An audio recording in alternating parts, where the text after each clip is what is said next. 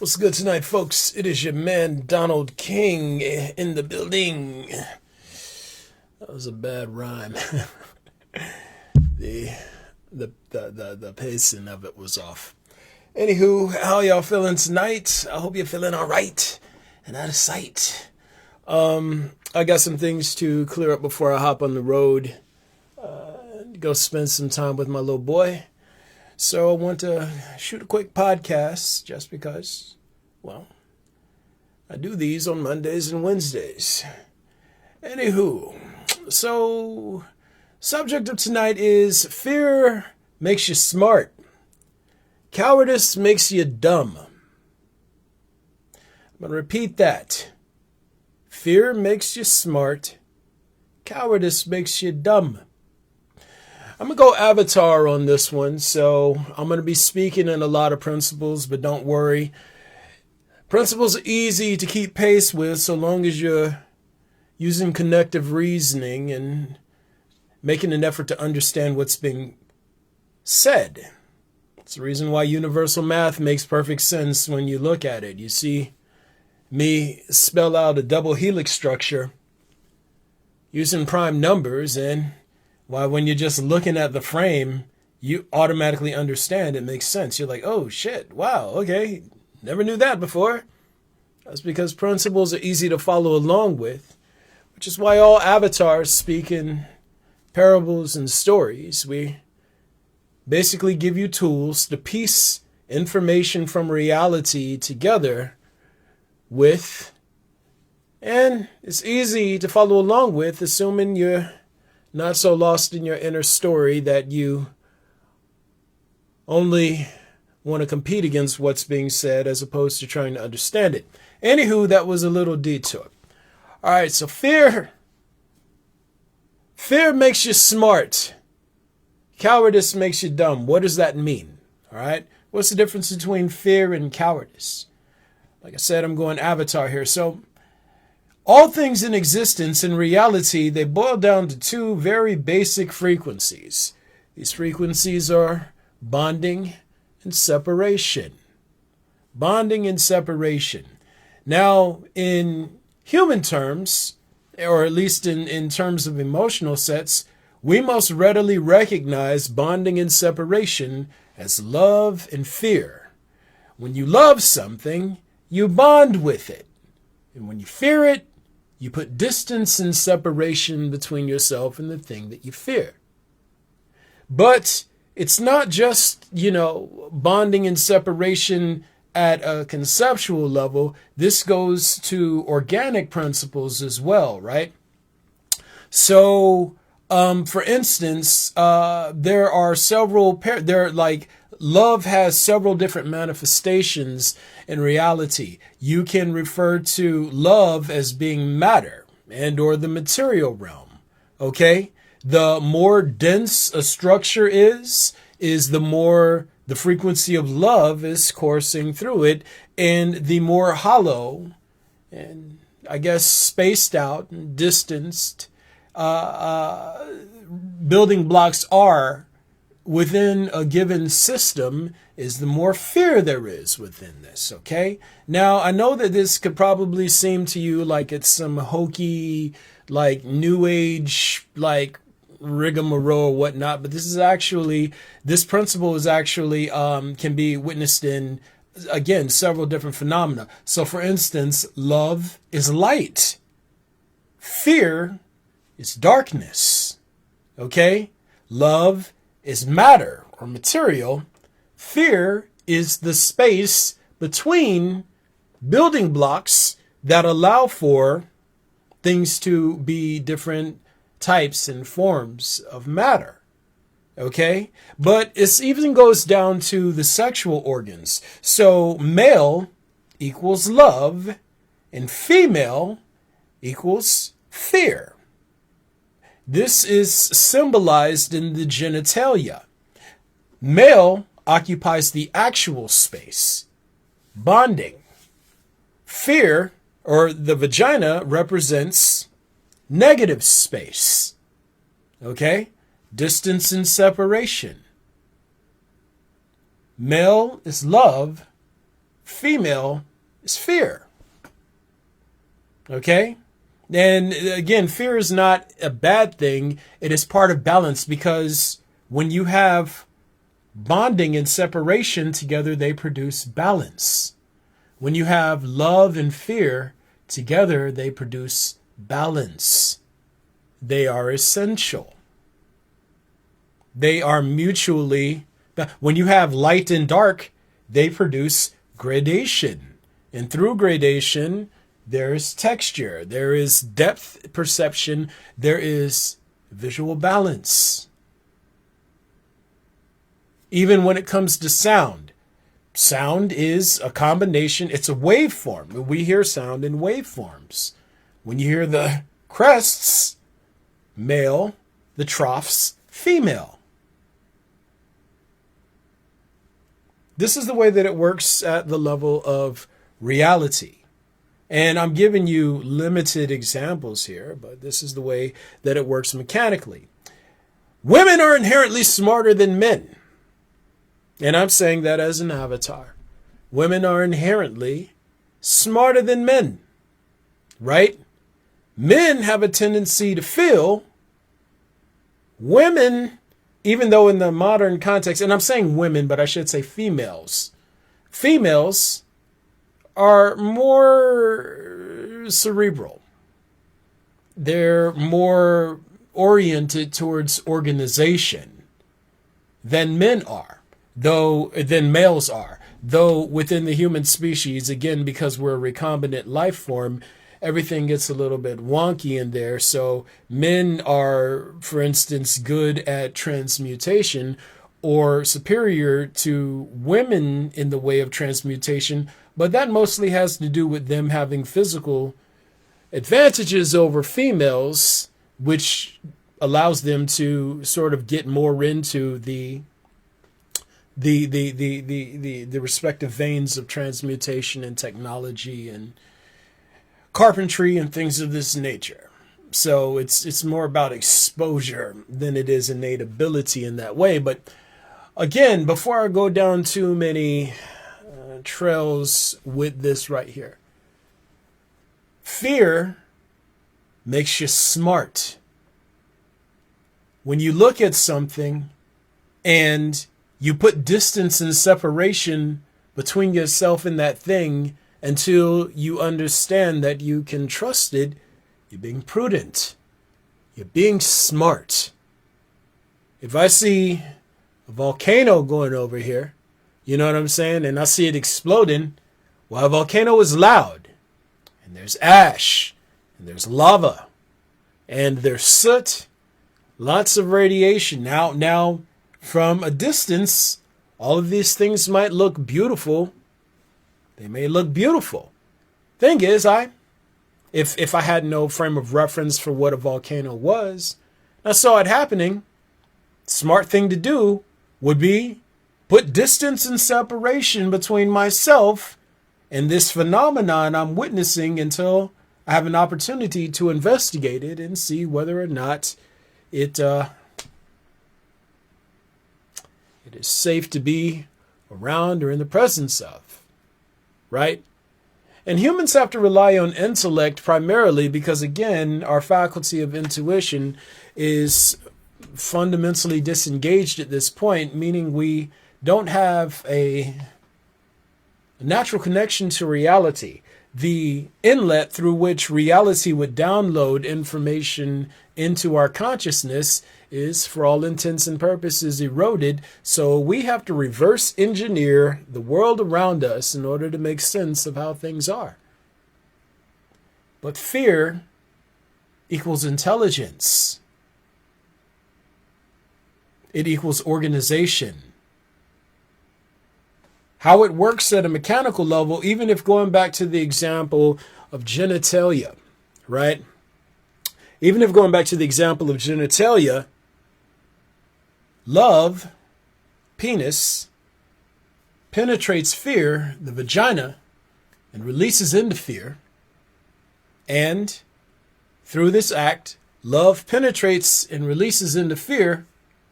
Fear takes it, reforms it, and from fear is birthed balance, life, and the perpetuation of the cycle of life.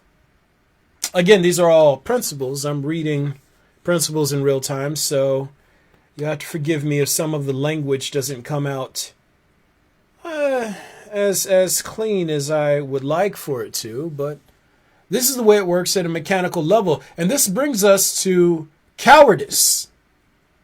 What is cowardice? Cowardice is not inherently feminine. It is not natural. Cowardice is basically a fear of reality. And fear is the wrong word. It's wanting to put distance and separation between the self, the identity, and reality. When you're cowardly, you're not reasoning. You're not being honest. You're not using your mental faculties to suss out what's most consistent with and actual within reality. You're not relying on intuition. You're just retreating from reality. Whenever you disconnect from reality, whenever you're not trying to understand reality, whenever you are barricading yourself within any structure that fundamentally divorces you from reality, you are by default being stupid. You're being dumb. Society trains you to be cowardly. Society trains you to be an ideologue. When you're an ideologue, you're highly narcissistic. What is narcissism? Narcissism is an addiction to the identity. It's an addiction to wanting to enhance, protect, and promote the inner story and use the inner story to supplant reality itself. When you're a coward, you only want to rely on the systems of agreements you make with yourself. You don't tap into reality. You don't want to understand reality. You want what's most convenient, most comfortable, and easiest for you to live and benefit at the expense, easiest for you, or what makes it easiest for you to live and benefit at the expense of others performing around you, including and up to the system of reality itself.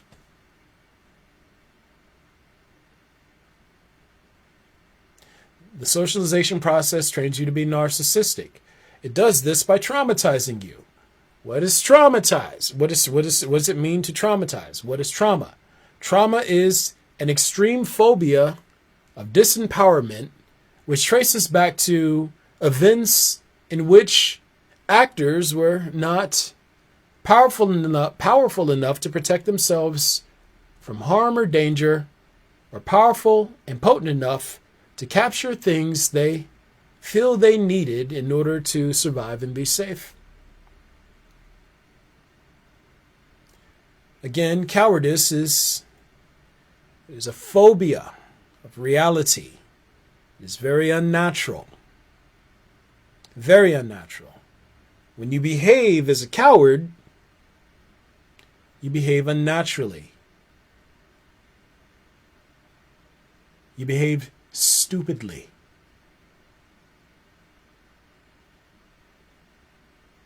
Fear. I like to encourage people to approach me with caution. I like to encourage people to approach me eyes wide open, ask as many questions as they like.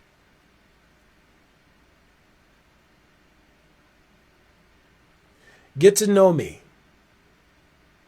It is okay to have fear of things that are anomalous. It's okay.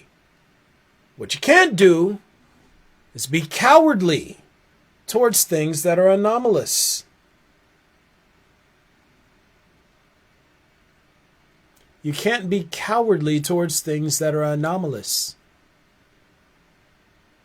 When you think about, and I use human females, women, as examples here, but generally, and I'm just being honest, women are smarter than men. Women are way smarter than men. Their minds tend to approach things methodically, unless they're psychologically damaged due to having lived through events that traumatized them and or imbued them with a phobia of disempowerment.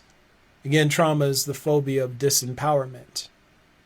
But women's minds tend to organize information better than men's.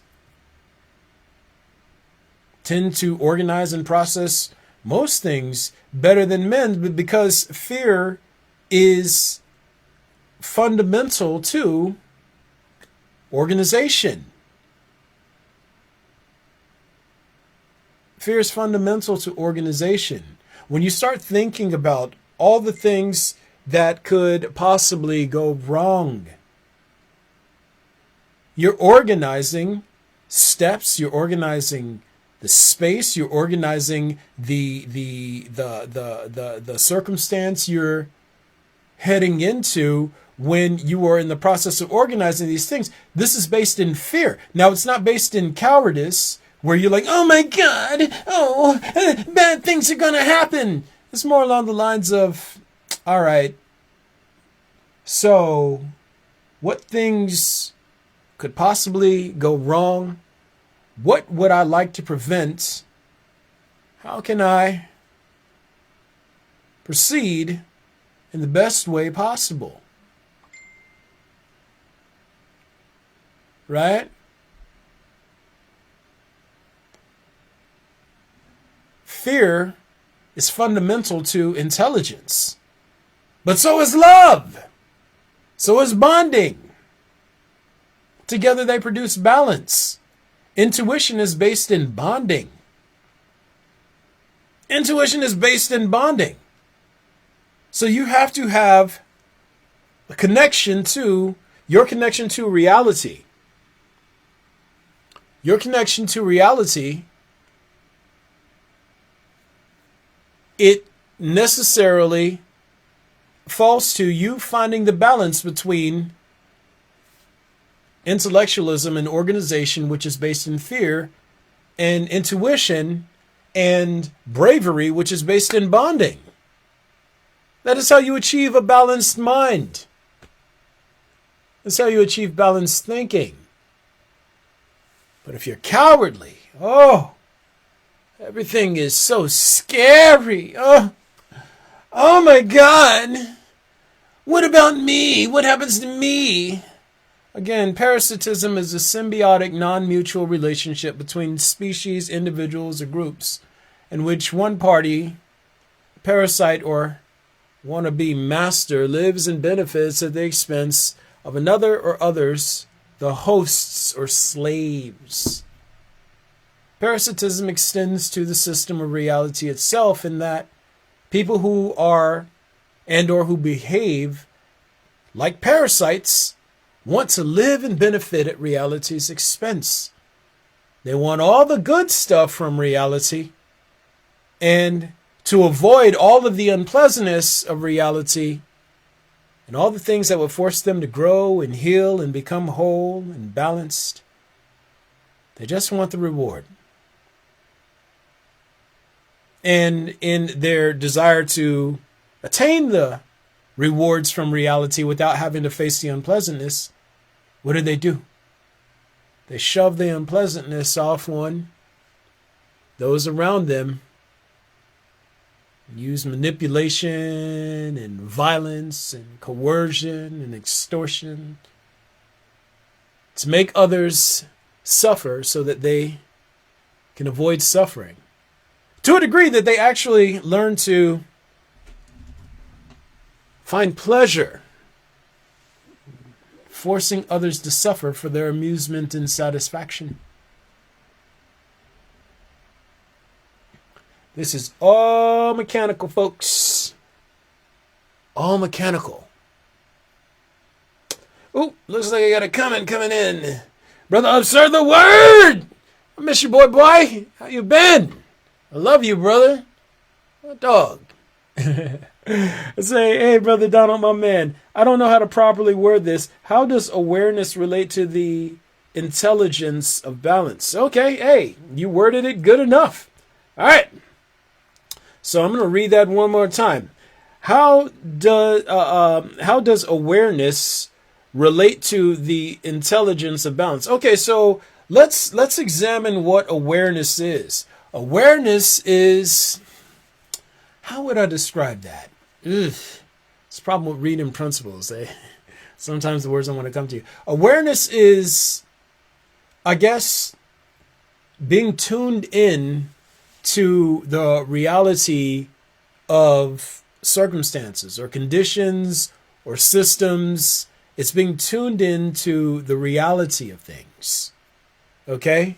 So, when you're tuned into the reality of things, especially things like systems, then you understand the state, and you innately understand the state and condition of things, especially with respect to how the system is performing and whether or not there is symbiosis, flow, and mutualism sort of governing the space of, or is that the word that I look for? It's like when you are innately aware of symbiosis and mutualism within the system, and this imbues you with an innate awareness for balance for the system, right? Like, so think about it like this. Like, imagine you lived in a little social bubble with a bunch of people, and you were really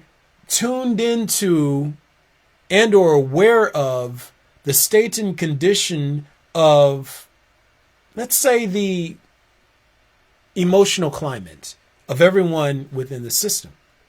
Now, let's say something happened and all of a sudden some distress occurred to someone within the system, and it produced a ripple effect. Your awareness for the general emotional state or emotional climate of the system would let you understand there's an imbalance somewhere.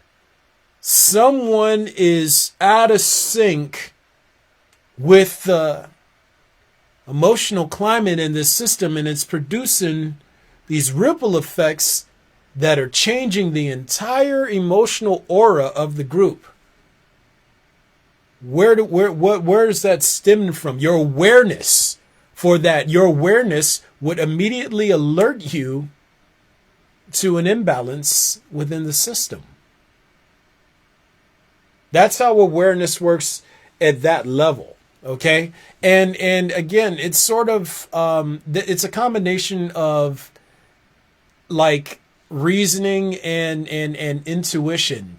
And this is how it works at a mechanical level. So you are like cognizant of the imbalance, but you're also intuitively aware of the imbalance. And I would say intuition, I would say that awareness it leans more towards intuition than it does sort of cognizance or cognition, if that makes sense. So hopefully I answered that well enough. But yeah, awareness is sort of, well, I would say it's a combination of an intuitive feel for the balance and or equilibrium state of or for a system, in conjunction with cognizance for when and where there is imbalance. So I'm reading principles in real time. Hopefully it's coming out clean. But yeah, I miss you, man, my dude. I hope everything is going good with you on your end. But yeah, man, it's the way it works mechanically. I'm about to be 46, man. It's wild. I was just thinking about that, man. I'll be 46. Jeez. It's a lot of years, man. A lot of years. Not compared to how most people expect to die as humans, but I mean, 46 years on a planet, for most life forms, it's a long time. So, yeah. But yeah, man. Fear makes you smart. Fear makes it so that you think before rushing to bond with things. Like, okay, so think about it like this. Imagine you were in a relationship, right? And the relationship didn't go the way that you wanted it to, and you end up getting hurt. Now, your heart may want to bond again immediately. Oh, I want someone here. I want someone to love me, to make me feel. Right? And fear is kind of like, yo, hey, you rushed in last time, bro. Let's put some distance and separation between what you think you desire in the moment, and let's sort of be cognizant of what's happening right now and what could potentially happen, right? Now, and I'm just using this as a comparison because cowardice would be like, oh, someone hurt me. I'll never love again. I'm afraid to hurt again. So I'm just going to block out reality. It's making a firm agreement with yourself about things so as to remove the mind, the experience from reality itself. You can be smart. You can be cautious. That's what fear does. It makes you cautious. Cowardice, on the other hand, cripples you. There's a difference between being cautious and being crippled. Cowardice will turn you into an addict.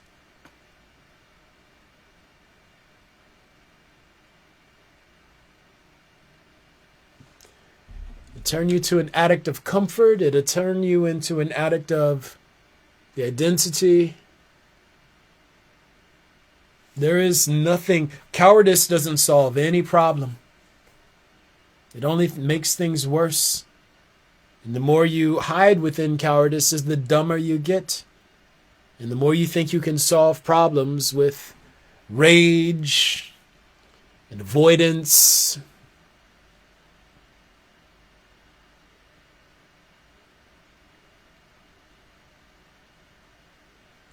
It's okay to fear. And again, I encourage all people to approach me with fear. Approach me with eyes wide open. Be cognizant of what's going on. Hey, who are you? What are you? You a fraud? No, I'm so glad you asked. Thank you for investigating like a G. It's okay if I scare you, but don't be cowardly.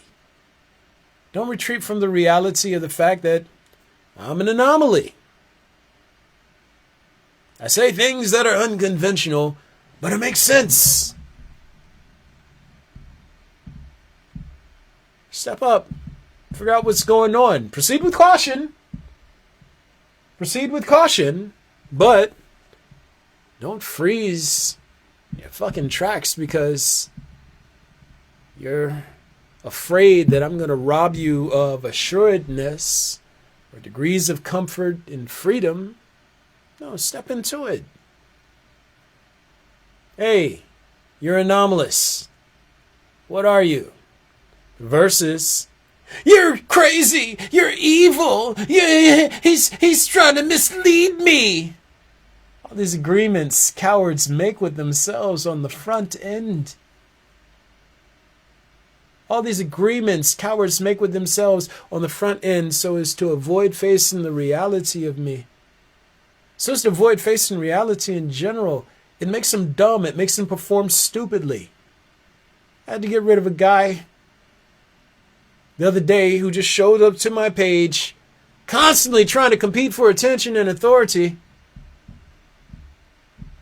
because I scared him, and he didn't know what to do with feelings of insecurity and uncertainty I inspired within him.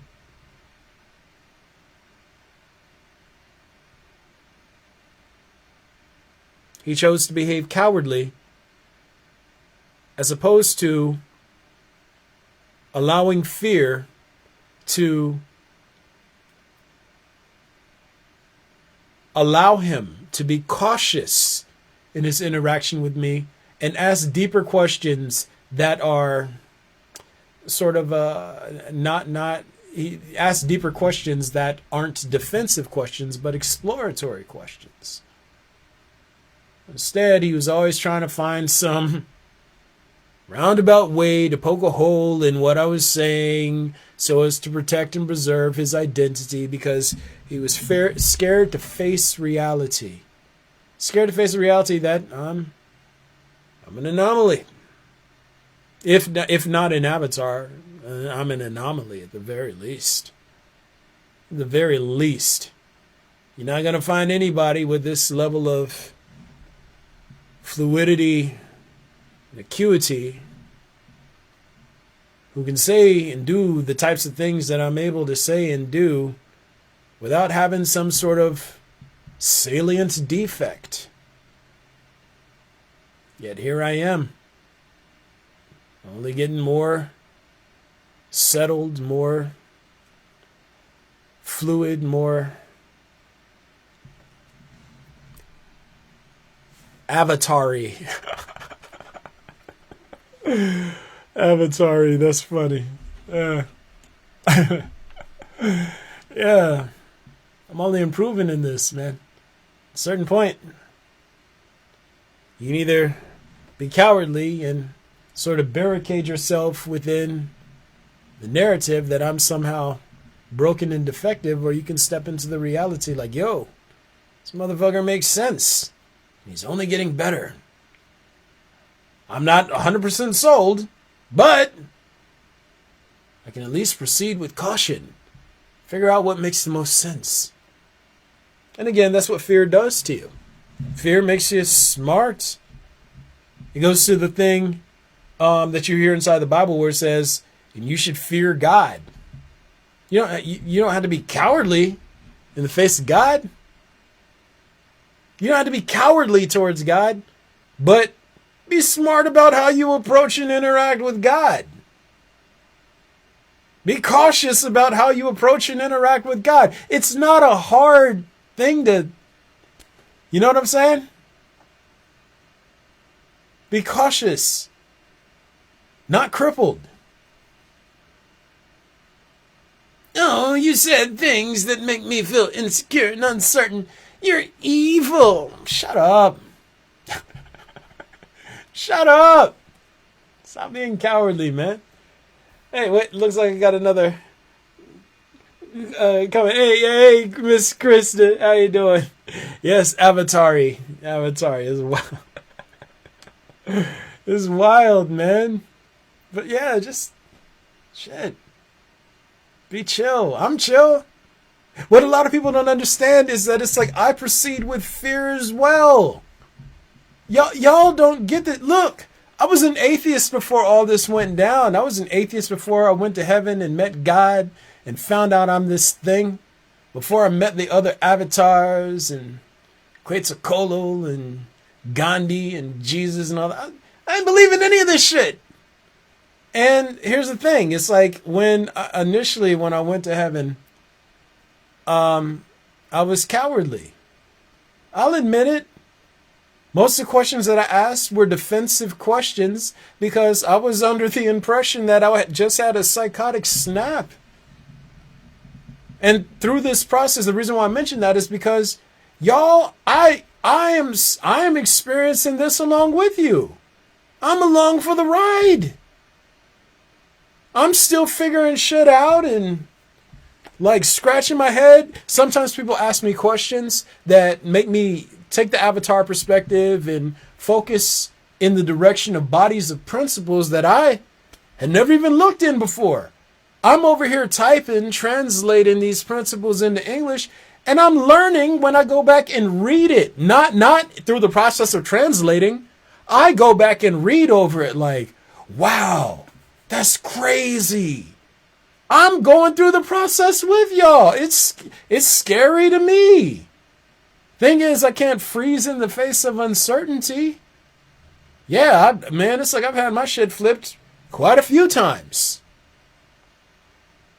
I'm sitting here, and towards the beginning, when I had first become an avatar, I was still in the habit of making agreements with myself and or forming beliefs.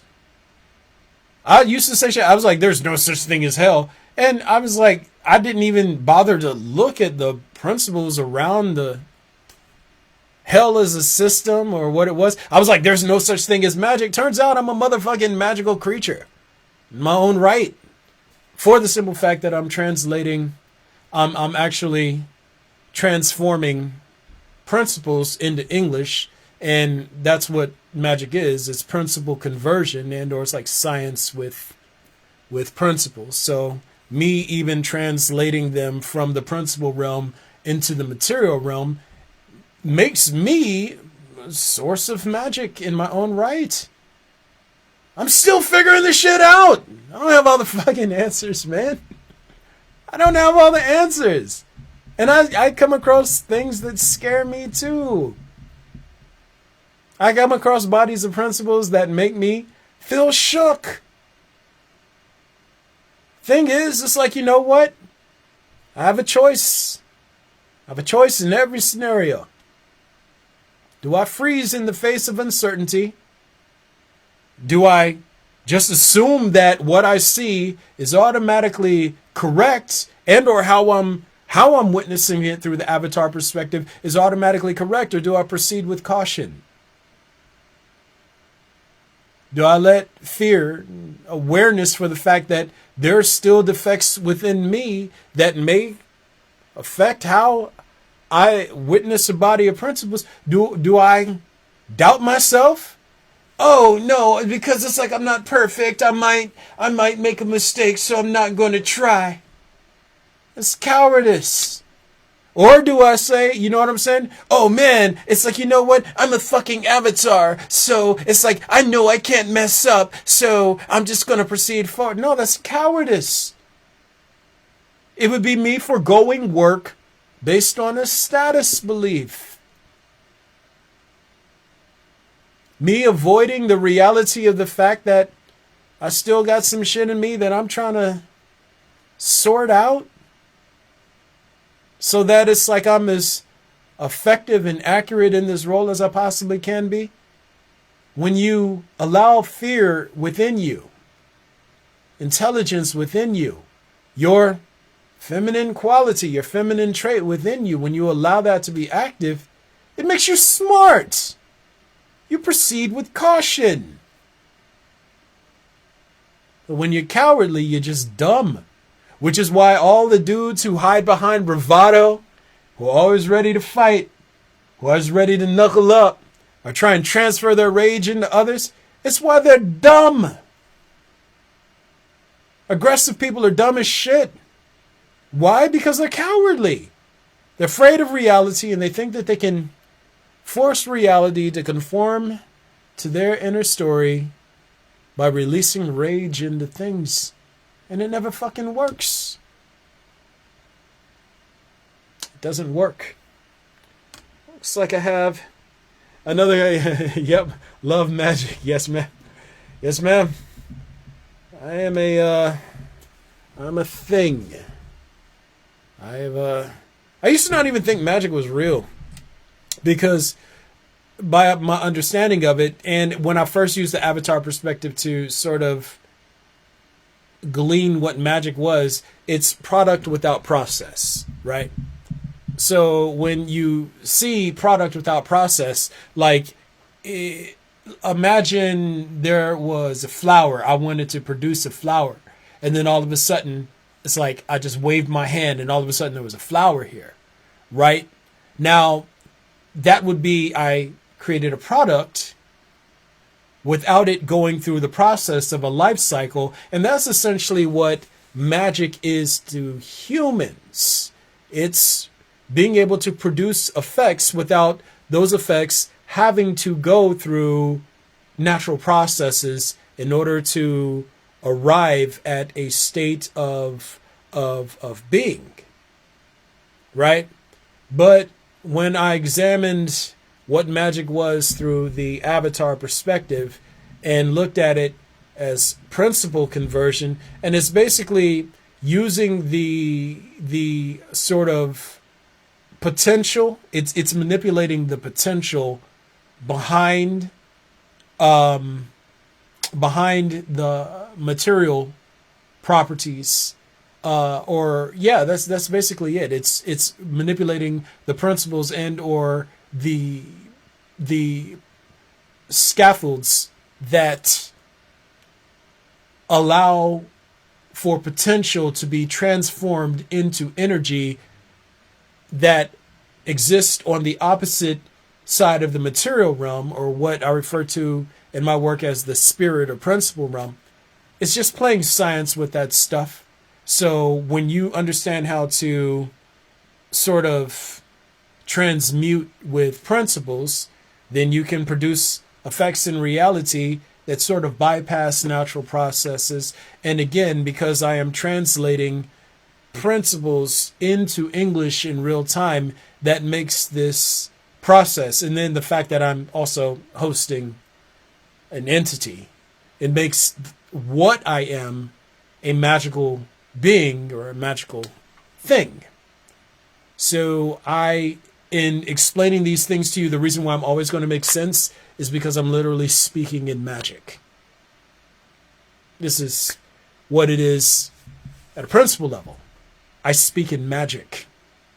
The same goes for Jesus and Gandhi and Lao Tzu.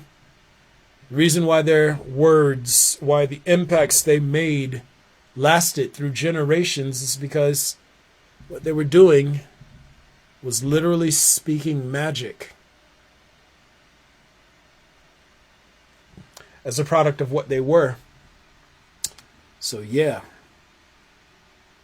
Energy of things is magic. You know, the energy of things, and I'll say it like this, the energy of things, so magic, the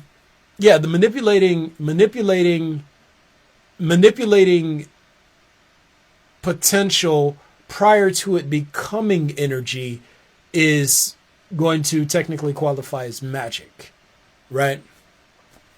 But, figuring out how to access the principal scaffolds that are behind material effects, that's a tricky thing.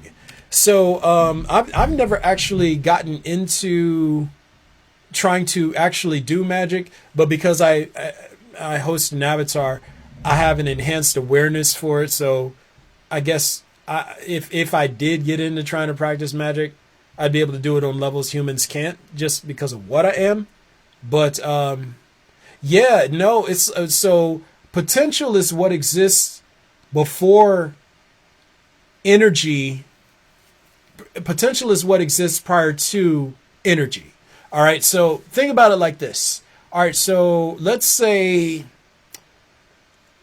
there is your wellspring of potential, and this applies to all building blocks within the material realm. So that can be atoms, God particles, cells, organs, etc. There are systems of scaffolds on the other side that stand between the wellspring of potential and these sort of systems of scaffolds. They're what potential passes through, it routes and reflects and refracts through before it becomes energy. And energy is the firmament, or basically the what would I call it? The firmament from which all building blocks and sources of force and everything derive from. So there's potential, the spirit and or the principal scaffold, and then there's energy, and then through energy you get building blocks and higher structures such as organic features and et cetera, et cetera, et cetera. It's a whole thing. It's a whole thing. It's wild. But I can only explain these things because, well, I see them. Because I'm a magical thing. But, yeah, man. It's the way it works. It's the way it goes. Oh, man. I was talking to a friend last night. They were blown away by the fact that I'm about to be 46. Sitting here and, geez, it's wild. I don't know. Don't ask me why I'm harping on this today. I'm like, man, geez, it's wild. It's a wild thing. Anywho, yeah, this is good. So you know what? I just want to reiterate before I close out. I just want to reiterate what we're talking about. Look here. Fear equals caution.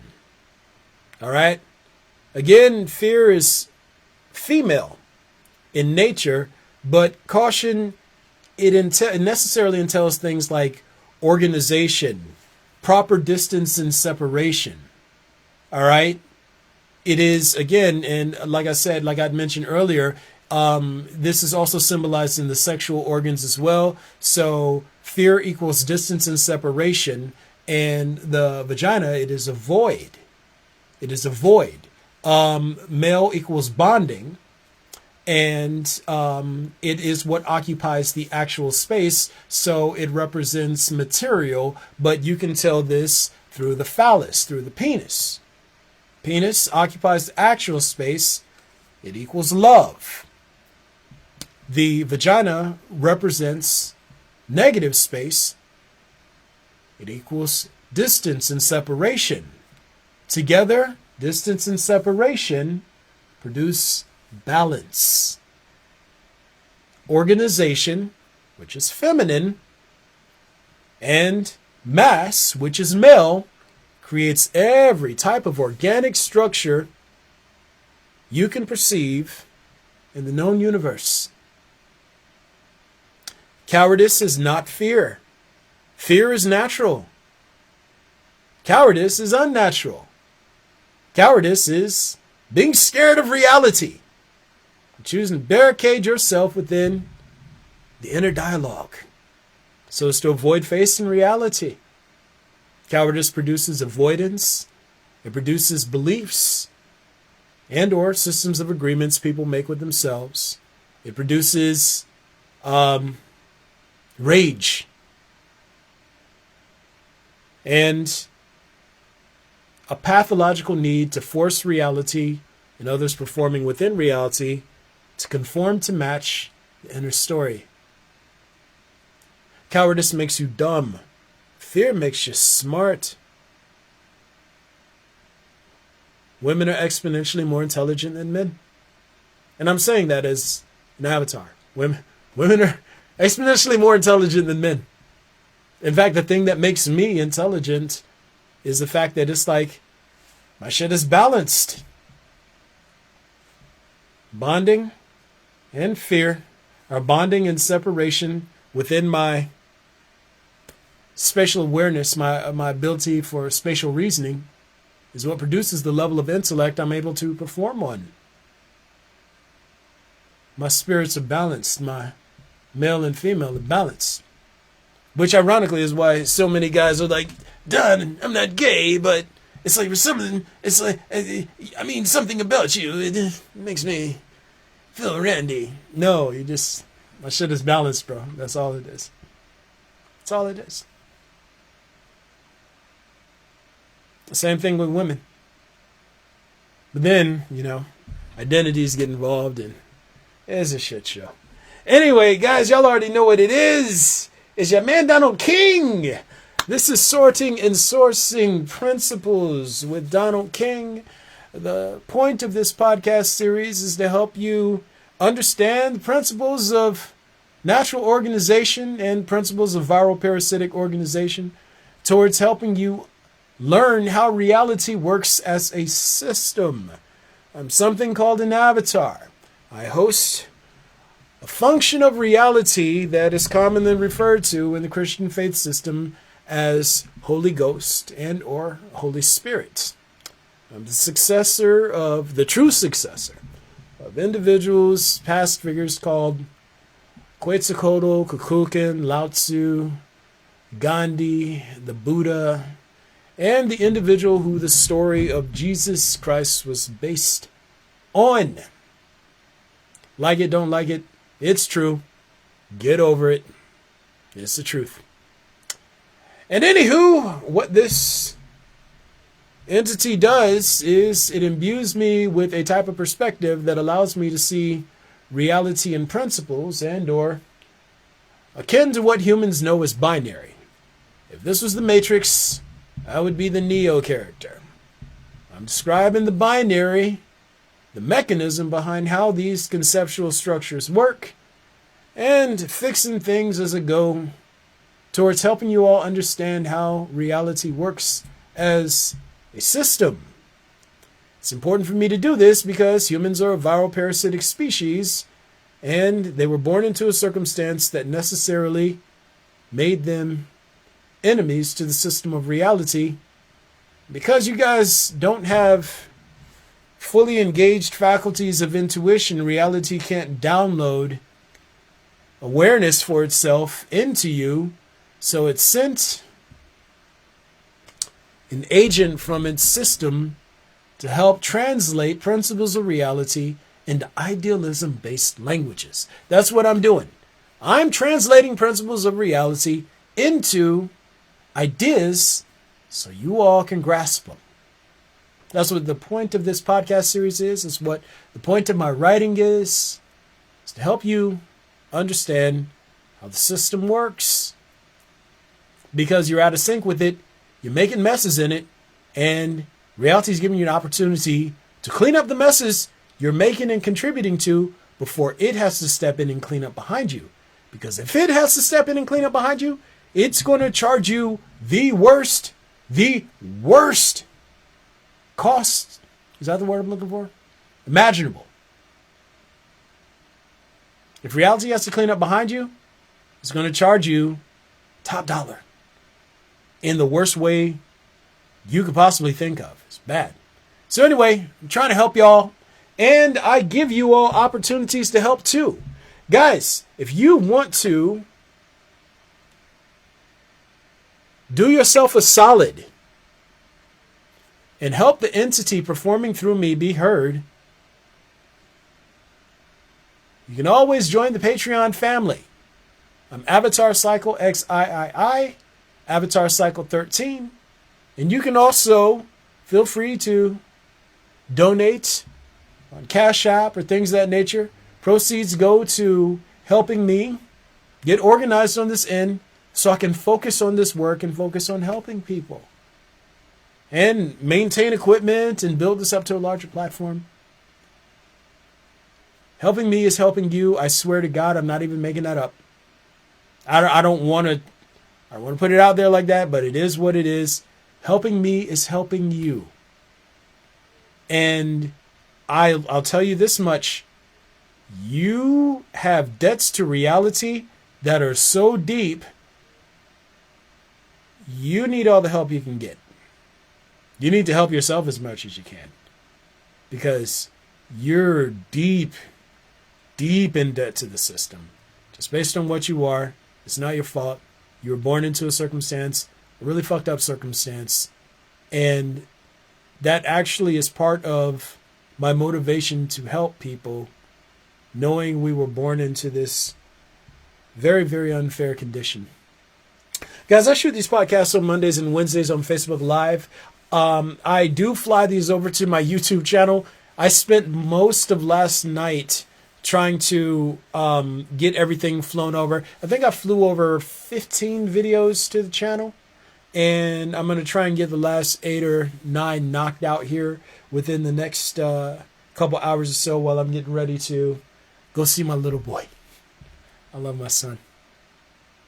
Also, I post content to Instagram and I post articles to Medium. I just posted one today. I actually posted the same article on my timeline. You should check them out. These pieces, they help make sense of all of this in ways that sometimes maybe podcasts won't be able to because you don't have the time to sit through an entire podcast. If you do, I guarantee you're going to be enriched. I'm shooting all this from the hip. This is what I'm able to do with this perspective performing through me. But if you can't, and the only thing you have is a couple of minutes to maybe peruse a story or something like that, then hell, I'm doing everything in my power to give you all of the tools.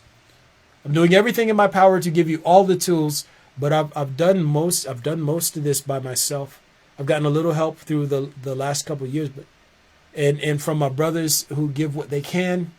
But I mean, 4 or 5 people stepping up and trying to do the right thing with all the work that I put in, it's not enough. And there's a lot of stuff that I still have to do. This role requires a lot. And I've done the work, so I'm giving you guys the opportunity to step up and do what you can too. Help me help you. We got another comment coming in. Brother Angel.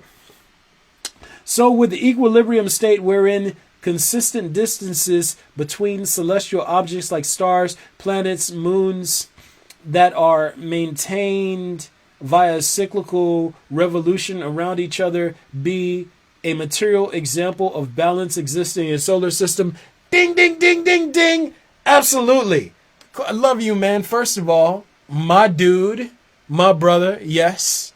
Thank you. How you doing? But yeah, I love when you use connective reasoning. Absolutely, Angel. That's what it is. So the space between planetary bodies and all those other things, that's fear. That's distance and separation. It's a physical representation of this principle. Like all of these things, because again, it's a physical representation of fear. Because the organization of all these things. So think about it like this. Planetary bodies, they're like mail. The space surrounding them and the systems of organization that allow them to not crash into each other and remain distanced, and that's female. They are essential to balance. Without structure, without fear, without proper distance and separation, you're not going to be able to get cycles of revolution or what do you call that? Rotations around the sun. Geez, I've lost the word right now, but you understand what I'm saying. You're not going to get like systems. It just like there has to be the balance between the two. There has to be the balance between the two. Fear is organization. It's intelligence. It's just, when you combine that with intuition, bonding, and they all meld together. So it's like you can't okay, so check this out. You know how half of your face is bigger than the other half? Half of your body is bigger than the other half? That's your half. The smaller half is female. The bigger half is male. So even if you look at the structures I used in universal math, 7 is composition. 6 is awareness. Even numbers are for spacing. They are female. Odd numbers, all of the odd numbers, which prime numbers happen to be all odd numbers, they're masculine. So when you look at the double helix structure that I demonstrated in universal math, you see this principle playing out in real time. 6, the column of 6, which entails 3, 6, and 9. 3, 6, and 9, they sum to form 6. The sieve of 6 creates distance and separation between the structural building blocks. It's all mechanical. But 6, which is awareness, and 7, which is composition, when you form them together, they become 13. 13 collapses so that 1 and 13 overlap so that you just see 12. But, and I know I'm talking universal math, so forgive me, but it's like when they overlap like that, what ends up happening is you end up getting the frame from which RNA and DNA coding emerges. 6 plus 7. Bonding plus separation, male plus female, produce balance. It's all mechanical, man. But listen, let me go ahead and get off here. Y'all, I love y'all. Thank you for tuning in. My people, hey, if you can do whatever you can to help out and help me reach more people, I appreciate you. Step up, help your boy out, man. I'm trying to help this species to the best of my ability. And it's all in love. It's all in appreciation. Y'all, my people, I love you. You have a good night. I'm out.